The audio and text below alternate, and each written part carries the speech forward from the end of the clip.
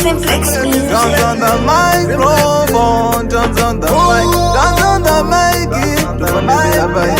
Hanzi Tonzi anoimba nebhesi, anogona chorus, oflopa mavhesi. Pane musiyano PSV pane pesi. Can you imagine but kandi guess? Kozi amundifige ina mundifige out ndiri left-handed mandisunga right yango mukasapoteja ndinongo manager kunge inteja ndite negative kozi ibasa rangu kugadzira mahiti ibasa rangu kugarira mabhiti ibasa rangu kufadza mafanzi kutora chibhanzi ndafaisa dhanzi ibasa rangu kugadzira mahiti ibasa rangu kugarira mabhiti ibasa rangu kufadza mafanzi kutora chibhanzi ndafaisa dhanzi ibasa rangu zvachibaba ngomarire chiti panzikama kana ukanzwa ndichiti wangu ndototo mapili zvongo neusangu langu vane mazita avadhukwe especially rana ndina simbreti tenge tiri babasa mango machikoro chatakatonyasopasa 6 to 6 kunge mvura yemubvumba timbogasa kanza nekurasa mari bationa tiborasa ibasa rangu kugadzira mahiti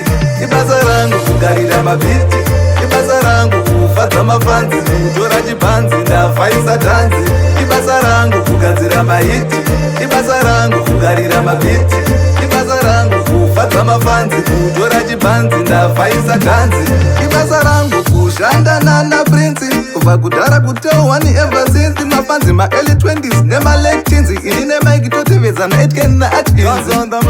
Dance on the microphone vila kwalaskuma hetifoni vidzirotorwa neaiboni vachabvuma vega kuti aikosi ibasa rangu kugadzira mahiti ibasa rangu kugarira mabhiti ibasa rangu kufadza mafanzi kutora chibhanzi ndafaisa dhanzi ibasa rangu kugadzira mahiti ibasa rangu kugarira mabhiti ibasa rangu kufadza mafanzi kutora chibhanzi ndafaisa dhanzi hanze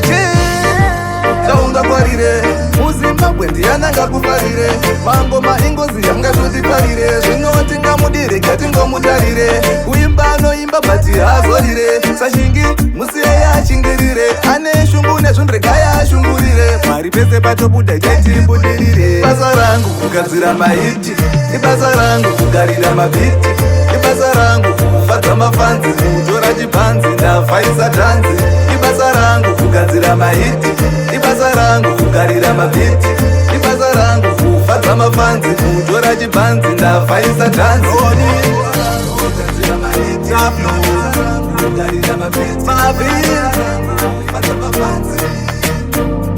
Eyo Biziti Eyo Manfredi